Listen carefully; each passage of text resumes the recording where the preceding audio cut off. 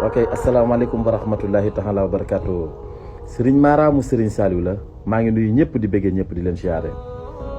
di leen wax ne àdduna képp ku bañ ko la toroxal wala nga bëgg bërëb boo dem doo fa am gàcce bërëb bi nga dem ak koo man di jàkkaarloo ci àdduna boo demee ba toog da ngay def bismillahi rahmaani rahim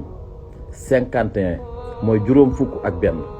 gis nga lii boo ko defee foo dem da ngay siggi te da ngay yëkkatiku te kenn du la mën a toroxal mooy basmala nag mooy bismillahi rahmaani rahim.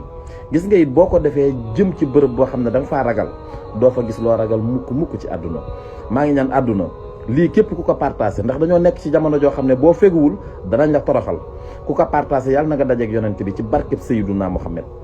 lii bu ko yamale ci sa bopp maa ngi ñaan na ko ñëpp partagé képp ku bëgg lu baax kenn ku nekk na nga ko jox fukki nit ak juróom ku ko def yàlla na nga dajeeg yonent bi yàlla boo rus ci àdduna barkeb alxuraan.